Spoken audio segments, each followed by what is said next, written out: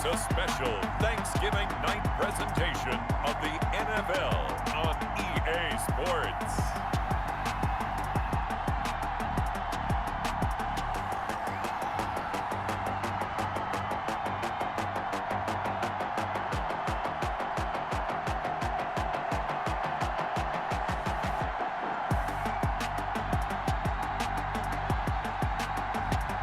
We'll see Ben Roethlisberger and the Pittsburgh Steelers taking on Lamar Jackson and the Baltimore Ravens. It is a cold night in western Pennsylvania as we bring you inside Heinz Field here in Pittsburgh. Moments ago, a scene that's played here since 2004. Big Ben Roethlisberger greeted by this sold-out Heinz Field crowd. His Steelers getting set to match up with the Baltimore Ravens.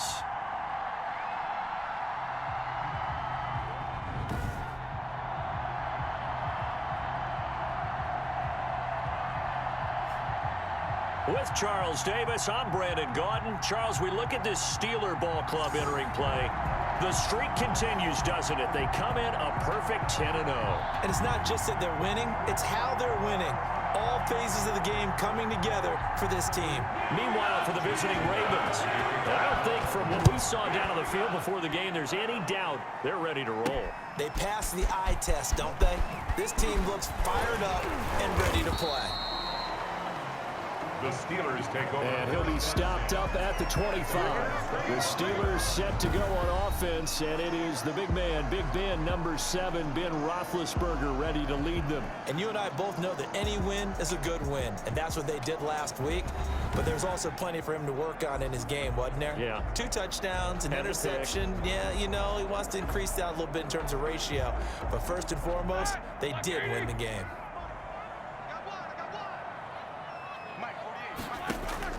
Now Roethlisberger on first down.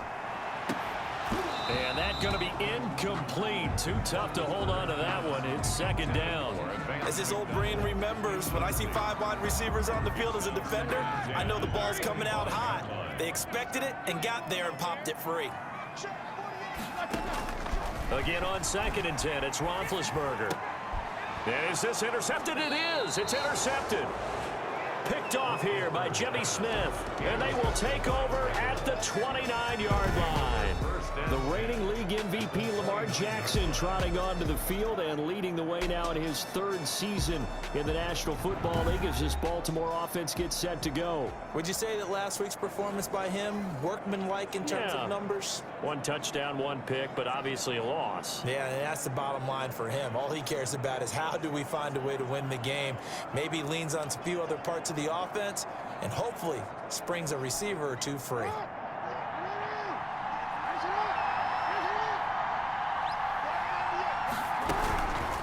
Jackson fakes the give and keeps it. And he's not going anywhere to start the night. They stop him at the line of scrimmage. No gain there as he kept it himself at 2nd down. And I think that's going to go down as no gain, but that doesn't seem fair for the effort that was presented on that play. That should go down as a loss. I know, I'm a defensive guy, but you got to like the play that was made. He made a lot of those plays last week. He was AFC Defensive Player of the Week, picking up where he left off. 2nd and 10.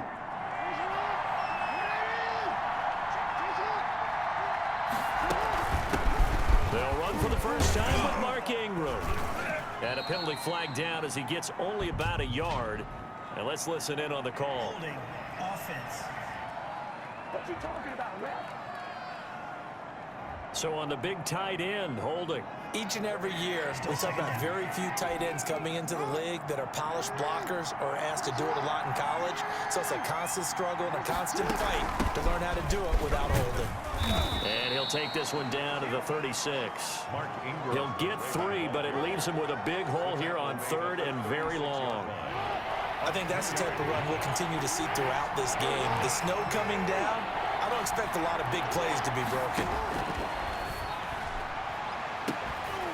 Now a shot taken on 3rd down, but it's going to wind up incomplete. Well, they've got man coverage on the outside, and my scouting report on these DBs tells me that they love to take matters in their own hands.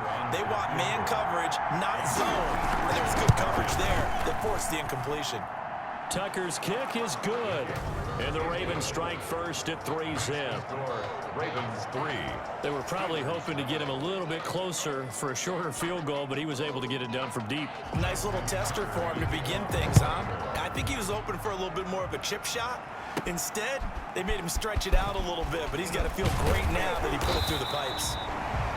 And makes it across the 20 as his guys will set up shop at the 23-yard line. First and 10. Here comes Ben Roethlisberger and the Steeler offense back onto the field. And he comes out on the heels of an interception he threw last time they had the ball. Yeah, and you know, the quarterbacks that I know that are the best ones, the ones that really know how to lead their team, they tell them, that's on me. That's my bad. But let's go back out there and move ahead again, guys. We can get this done. One good thing for him, it did only lead to 3 points and not a touchdown after that turnover. Big thanks to the defense. That ball caught by the former Toledo Rocket, Deontay Johnson. The play began back at the 23, and they pick up 23. Well, maybe that'll help him settle back into a groove after the interception on the first drive here, picking up the first to start drive number 2. And it is just starting over, isn't it? Sometimes it's just how you have to do it. You have to erase things from your mind. Don't worry about what happened before, because over the course of a game, the good players, things turn out pretty well for them, and that's what he's trying to do here. It's now second and Typically, we think it's the strong safeties that are better tacklers, especially closer to the line of scrimmage amidst traffic. But in this case, how about the free safety coming up and making the big-time play? First carry for the 2018 Pro Bowler, James Conner. It'll be a pickup of a couple, and it leaves them with a 3rd and 3. Well, we talk about defenders, specifically linebackers, keeping their eyes in the right spot. He had that eye down the entire time. And you know that's not easily done because they throw a lot of misdirection at you. They try and fool you and get your eyes in the wrong place. But you're right about that one. He correctly figured that one out and made a really nice play. Roethlisberger now to throw on 3rd down. And he took the contact as he was throwing it, and the ball drops incomplete. intended for Eric Ebron. Coverage was awfully tight there on 3rd down. They actually closed off all the passing lanes, forcing the incompletion and bringing up 4th down.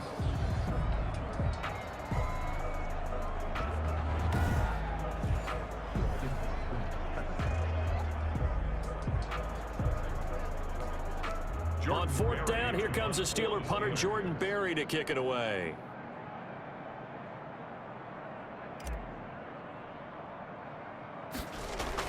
And look at this, it's a fake. But he will not come anywhere close to the 1st down marker, and that gives us a turnover on downs. A little trickeration there, but it doesn't fool them. And the Ravens are going to get the football back. Jackson and the Ravens come up now 1st and 10 at their own 46. 4th and short in this part of the field. You just notice special teams coordinators rallying the team saying, watch the fake for Brandon. Don't they usually say that on every punting situation? Oh, yeah, they can be up 40 in the 4th quarter. That's their job. They scream that every time. And this time, though, his team locked in, and they were well aware that it truly was a situation that they could fake it. And they were ready for it and stopped it. And he got blown up, losing yardage on the play back at the 44. He lost 4 there, and it's 3rd down. This defense is a difficult one to prepare for, one of the best in the league. They'll come at you from all angles, and they did a nice job there stopping him for a loss.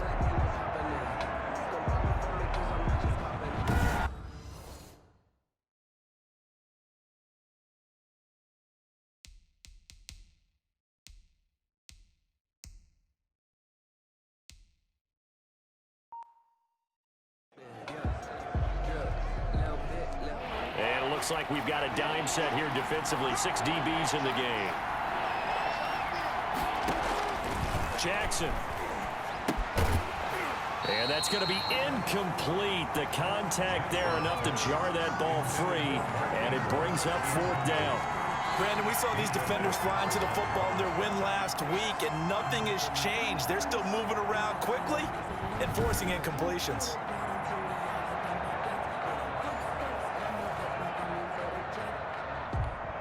So on 4th down, here's Sam Cook to punt it away. He punted 3 times in the loss last week as he sends this one away. A 40-yard punt, no return. And the Steelers are going to take over 1st and 10 deep in their own territory. And Pittsburgh getting set to take the field. And it's only November, but the playoffs, we know how it works. They'll be here before you know it. If it ended today, they would be the #1 seed. And that's a great spot to be in. But I love the phrase, if it ended today. And I'll guarantee you, that's what they've discussed in their locker room, in their meeting rooms. Yeah, we know where we'd be if it ended. In trouble here, and down he goes. Back at the 8-yard line. Calais Campbell just would not be denied. That's a loss of 7. Well, they go play fake. The problem is nobody was faked out. And when no one's faked out, what's the end result? Quarterback gets hit. And this one incomplete. Too much contact to hold on to that one, and it's 3rd down. And that's one of those plays where it's hard to keep 2 eyes on the football when you know the contact's coming, let alone getting 2 hands around it, hugging it to your body, and absorbing the hit. Even pressure gets to him, and down he goes. Back at the 4-yard line. Calais Campbell able to record his 5th sack of the season. I think most quarterbacks would love to have the goal line actually extend up into the air and turn into a wall. They can put their back against it and know exactly where they are on the field so they don't end up in the end zone. Didn't do it on that play, but perilously close to the goal line.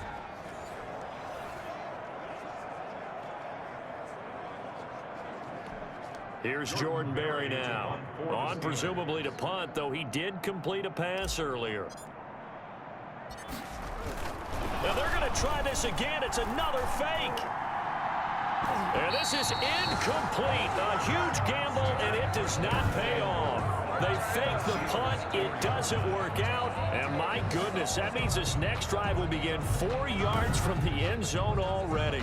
Baltimore about ready to go on offense. And they look to cash in. Excellent field position. 4-yard line, 1st and goal. But there are times to run that fake, and there are times to not run it. And this, without question, would fall in the latter category. Well, I don't know about without question, partner. I think we should look at the analytics on this one because, oh, yeah, the analytics say, yeah, without question. You should have gone ahead and punted the football because now, not only did you not get it, and you really had no chance to, what a short field that you turned the ball over to the other offense.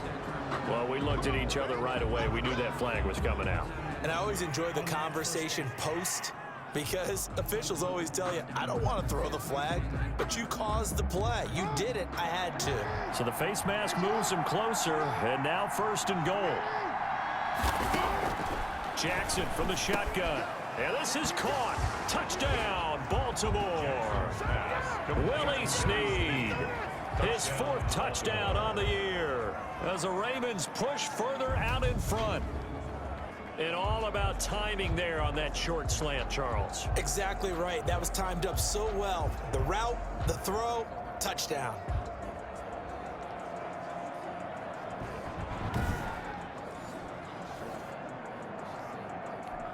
Justin Tucker for the extra point.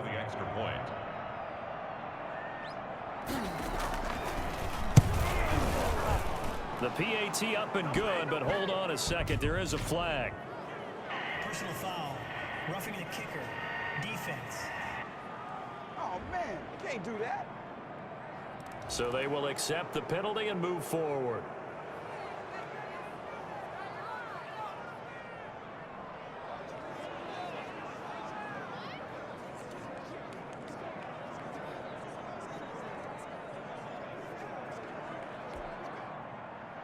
After the roughing penalty on the PAT, they'll kick off from 15 yards further upfield.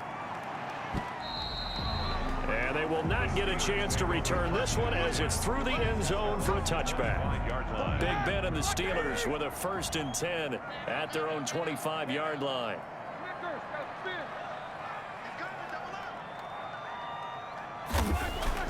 To throw here, Roethlisberger. He gets it left side to Johnson. And he'll be taken down as that will take us to the end of the 1st quarter of play. 10-0 the score after 1 on EA Sports.